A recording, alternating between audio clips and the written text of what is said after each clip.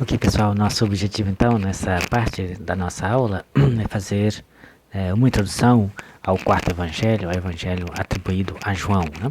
Segundo a tradição, se trataria, né, do apóstolo mais novo de Jesus, né, João, e segundo a tradição também, este personagem, o evangelista João, se identificaria com aquele personagem que ele descreve dentro da sua obra, que é chamado de o discípulo amado. Né? Em diversos momentos aparece esse discípulo amado que é íntimo de Jesus, né? Que inclusive na última ceia, né? Coloca a cabeça sobre o peito de Jesus e para lhe perguntar, né? Quem é que o vai trair, quem é que lhe vai entregar. Esse discípulo amado, né, que estará fielmente junto de Jesus e estará, inclusive, né, aos pés da cruz, junto com a mãe de Jesus. Então, o quarto evangelho, segundo a tradição, é atribuído a este apóstolo mais novo de Jesus, que ele teria, quando Jesus o chamou, seria um adolescente, né? Se Jesus começa o seu ministério lá pelo ano 30, este adolescente teria ali pelos seus 15 anos, então ele teria nascido pelo ano 14 ou 15, né, já da era cristã, e teria vivido quase 100 anos, né, então teria vivido até por volta do ano 100 e alguma coisa, né, segundo a tradição até lá pelo ano 110, e aí teria escrito então, segundo a tradição sempre, né, este evangelho, quase já para o final da sua vida, né, também é atribuído a ele as cartas, né, cartas 1, 2 e 3, são 3 cartas de João, e se atribui também a este mesmo apóstolo um livro, o último livro do cano do Novo Testamento, isto é, né, o Apocalipse, no qual ele se apresenta, né? Que se apresenta no começo do livro do Apocalipse, né? Ele apresenta-se como sendo João, né? Diferente das outras cartas, diferente do quarto evangelho, no qual ele não se apresenta na sua obra. Né? Então, assim, o evangelho de João, curiosamente, né, de um texto, a gente tem um grande paradoxo no evangelho de João, porque a gente tem a mais alta revelação, digamos assim, a mais alta reflexão teológica a respeito da identidade de Jesus, né, com relação aos demais evangelhos, e ao mesmo tempo, né, uma linguagem das mais simples possíveis, né? A língua grega utilizada, né, a gramática, a estrutura, a organização, né, os textos de João são muito fáceis de serem lidos e ser compreendidos na língua grega. Para vocês terem uma ideia, né, quando eu estudei, né, um tempo atrás, quando eu estudava o grego, aprendiz, né, desta língua maravilhosa, depois de estudar a gramática grega, do grego clássico, do grego, né, koiné, que é o grego do Novo Testamento, o primeiro texto, né, que, né, lá no Instituto Bíblico se apresenta para, né, você ler, as primeiras páginas que você lê, que você deve, né, estudar, é o Evangelho de João. O Evangelho de João precisa, né, já no digamos assim, no primeiro semestre, você aprende toda a gramática grega e memoriza todo o vocabulário e é capaz, é habilitado para ler o Evangelho de João, para ter uma ideia de quanto é uma linguagem simples, a gente diria até para principiantes. E paradoxalmente, né, o Evangelho de João apresenta esta imponente, né, descortinar da identidade de Jesus, né, de uma teologia tremenda. Apresenta Jesus não somente, né, como um personagem da Palestina no primeiro século, não somente como Messias, né, como o enviado de Deus, não somente como, né, o Filho de Deus por aqui, mas mostra,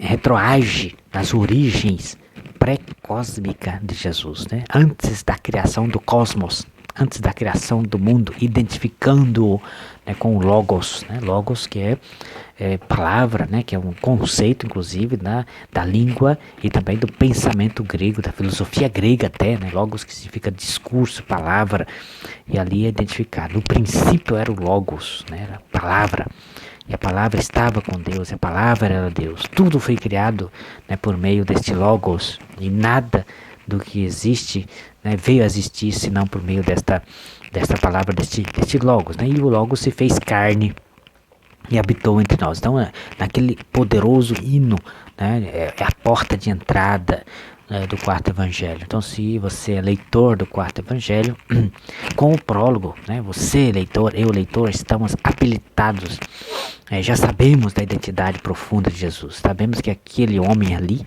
Jesus de Nazaré, na verdade é Deus como Deus, né?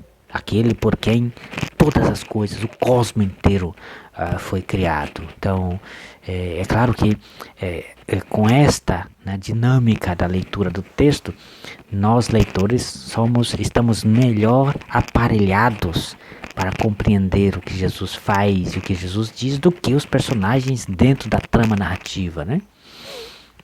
Em outras palavras, né, quando alguém conhece Jesus, quando alguém encontra Jesus, né, aqueles personagens lá históricos sabem muito menos do que nós, porque nós já somos instruídos a respeito da identidade profunda de Jesus a partir do prólogo do Evangelho. É claro que o evangelista, quarto evangelista, né, já sabe das tradições sinóticas, né,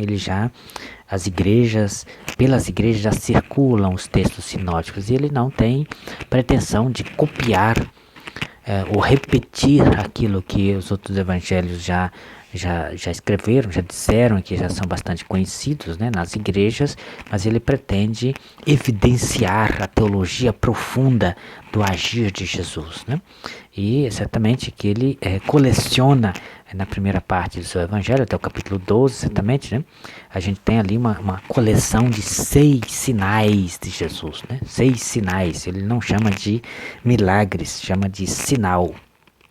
É claro que o sinal, digamos assim, tem um aspecto importante, né, do ponto de vista pedagógico de Jesus, né? O sinal, ninguém pode parar no sinal, né? Os milagres, né, de Jesus, na perspectiva do quarto evangelista, é um sinal, né? O sinal aponta para outra realidade, né?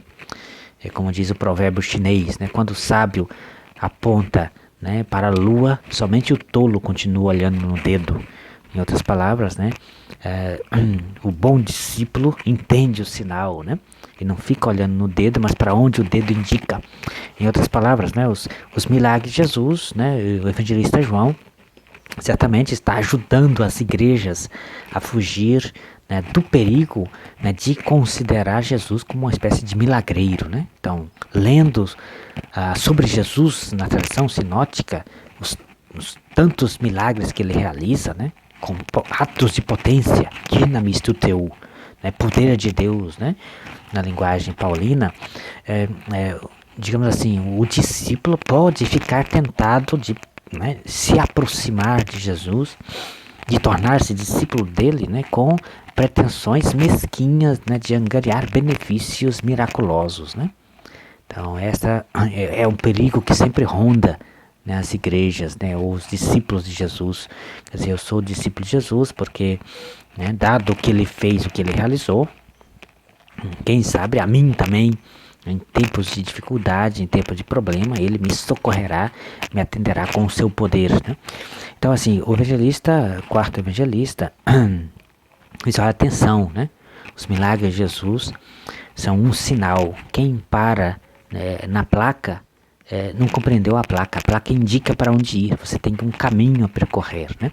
É por isso que ele então descortina essa poderosa teologia dos sinais, né? A primeira parte do evangelho, inclusive, é chamada de o livro dos sinais, né? 6 sinais de Jesus. O primeiro foi já em Caná da Galileia, né? Capítulo 2, já no comecinho do evangelho, a gente tem ali, né, a transformação da água em vinho, né? Transformação da água em vinho, né? E aí lá no capítulo 2, versículo 11, o evangelista diz, né?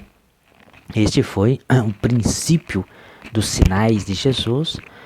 Ele o realizou em Caná da Galileia, manifestou a sua glória e seus discípulos creram nele, né? Então, assim, é uma coletânea de sinais com esse propósito de manifestar a glória de Jesus, né? Então, sinais apontam para a glória de Jesus, né? Não pode ficar no sinal. O milagre é um sinal que aponta para outra realidade, que é a glória de Jesus. E é claro que lá no capítulo 20, no finalzinho, né, os últimos 2 versículos, né, versículo 30 e 31 do capítulo 20, né, o evangelista apresenta o seu propósito, né? Já no final da obra que ele esclarece seu propósito a escrever a obra, né? Jesus fez ainda muitos outros sinais que não estão escritos neste livro, né? Estes, porém, foram escritos para que acrediteis que Jesus é o Cristo, o Filho de Deus, e para que, crendo, tenhais vida em seu nome, né?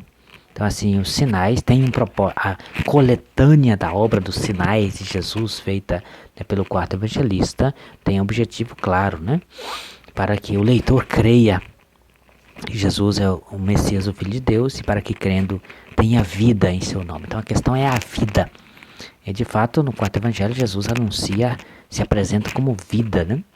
O quarto evangelista, Jesus ali não menciona o reino de Deus, a não ser duas breves recorrências de reino de Deus, quando está conversando com Nicodemos, mas aí Jesus fala em termos de vida, né?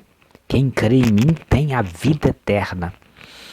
Quem vem a mim não morrerá para sempre, e eu ressuscitarei no último dia, né? Então você tem essa perspectiva da vida eterna. Então, assim, a primeira parte são o livro dos sinais de Jesus. Então, ali, capítulo 2, é o primeiro sinal, né? Depois a gente tem um segundo sinal de Jesus, mencionado, né, logo em seguida, né, no capítulo 3, em que Jesus cura o filho de um centurião romano, né, de um chefe da guarda, né? E o segundo sinal que Jesus realiza, né? Depois, o terceiro sinal que Jesus realiza é a cura, lá no capítulo 5, né? O capítulo 4 é o segundo sinal, perdão. Primeiro capítulo 2, o segundo no capítulo 4, né? O terceiro, né, no capítulo 5, em que Jesus cura o paralítico junto à piscina de Betesda, né? Aquele que estava ali há 38 anos, né, esperando que o anjo do Senhor agitasse as águas para poder ele entrar e, quem sabe, receber a cura, né? Quarto sinal, né? É no capítulo 6, quando Jesus faz a multiplicação dos pães, né, para uma multidão de pessoas, né? 5.000 homens, sem contar mulheres e crianças, né? Sem contar mulheres e crianças. E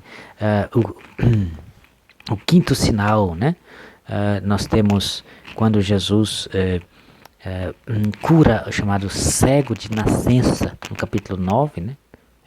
Um sinal extraordinário que Jesus faz com a saliva, né? Faz lama, né? Cospe no chão, faz lama e coloca sobre o olho dele, manda ele se lavar na piscina de Siloé, né? Siloé significa enviado. E quem é o enviado? É ele, Jesus, né? O enviado do Pai. Foi o Pai que me enviou. Jesus repete isso constantemente no quarto evangelho, né? E depois o sexto sinal, a ressurreição de Lázaro, no capítulo 11, né? Então são 6 sinais na primeira parte. E a segunda parte do evangelho, que trata, né, da paixão, da morte e ressurreição de Jesus, né? A ceia, o discurso de despedida depois da paixão, é o último sinal, né? O grande sinal é o próprio Jesus, né? Que morre na cruz, e ao morrer na cruz, né, lá no capítulo 19, entrega o seu espírito, né, à mulher mãe aos pés da cruz, né, e ao discípulo amado, né, o grande sinal, a morte, a ressurreição e dom do Espírito, a entrega do Espírito, o Pentecostes, né, que o evangelista narra de forma bastante elaborada. Então veja a organização do Evangelho, né, em termos de sinais, poderosamente organizado, e sempre nessa perspectiva, né, de que o discípulo não pode ficar parado no sinal. O sinal aponta para outra realidade. Então, ao ler, atenção, né, e por isso o quarto Evangelho é difícil, né, de compreendê-lo, precisa de muito estudo, né, por quê? Porque você tem a tentação de ficar na materialidade do texto, né? Materialidade do texto, ficar no milagre, né? O milagre é sinal, aponta para outra realidade, né? Se você pega o primeiro sinal, Jesus transformou 600 litros de água em vinho, né? Aí você tem a pastoral da sobriedade indo pro brejo, né? Porque imagina, Jesus transforma tanta água em vinho, né? Se pensa, bom, vinho não é para jogar fora, então Jesus é favorável à bebedeira. Então, aí você entra em questões problemáticas, né? Então tem todo o significado profundo, né, dos atos de poder de Cristo, aponta para outra realidade. Então é preciso estudá-lo com muito cuidado, né, com muita competência, o quarto evangelho. Então o quarto evangelho é colocado ali, curiosamente, é importante mencionar, né, que o quarto evangelho está entre o Evangelho de Lucas e os Atos dos Apóstolos. A gente já teve ocasião de mencionar como que Lucas, né, tem a sua obra em duas partes, em dois tomos. A primeira parte é o Evangelho e a segunda parte é os Atos dos Apóstolos, né, com uma estrutura bastante conexa, bastante ligada, né, o prólogo do Evangelho de Lucas e o prólogo dos Atos dos Apóstolos, que vem logo em seguida. Ambas as partes, né, são dedicadas a este Teófilo, a este amigo de Deus, né? Não só no início, mas como também o final. No final do Evangelho de Lucas, a gente tem Jesus ascendendo ao céu, né? Jesus subindo aos céus. E o início dos Atos dos Apóstolos, capítulo 1, retoma então esta perspectiva de Jesus que sobe aos céus. Então é importante isso, né? Que o Teófilo, que é o destinatário primeiro, né, desta obra lucana, coloca os dois rolos ali, um do lado do outro, né? Mas a tradição da igreja, ao acolher os livros canônicos e organizá-los, não com critérios, já falamos, cronológicos, mas teológicos, separa os dois tomos de Lucas, né, e coloca no meio o Evangelho de João. Em outras palavras, né, antes da gente ler os Atos dos Apóstolos, né, teoricamente, se a gente segue a leitura canônica do Novo Testamento, a gente terá lido então o Evangelho de João, né? Em outras palavras, quando a gente lê, né, a ascensão de Jesus, o Pentecostes, né, e a igreja, né, poderosamente manifestando as ações de Cristo na história, você lê os Atos dos Apóstolos, né, já informado, né, com a teologia do quarto evangelho. Então, uma coisa é você ler, né, os Atos dos Apóstolos sem ter lido o Evangelho de João.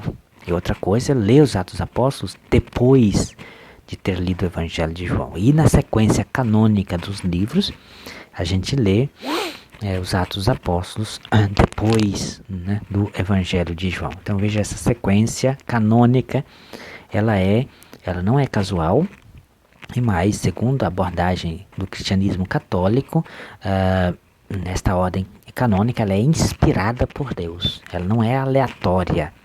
Não é a mesma coisa. Ninguém pode pegar. Não, vamos fazer uma nova edição da Bíblia. Vamos trocar de lugar os livros. Não se pode. Né? Para o cristianismo católico, ao menos, a ordem dos livros, né, na Bíblia é por inspiração divina.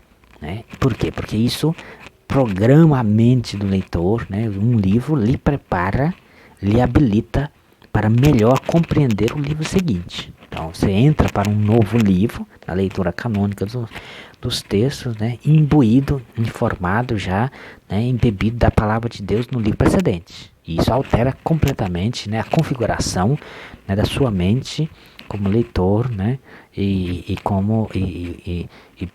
o prepara, né, de alguma forma, lhe povoa a sua capacidade de raciocínio, né, de uma forma diferenciada para ler o livro seguinte. Então veja, a disposição, né, grosso modo aqui que apresentei, né, dos evangelhos canônicos, né, que encabeçam os livros do Novo Testamento, né, Mateus, Marcos, Lucas e João, né, fazendo essa observação de que os Atos dos Apóstolos, pertencente a Lucas como autor, como segundo tomo da sua obra, foi deslocado para depois do Evangelho de João. E isso é importante, precisa ser levado em consideração, né?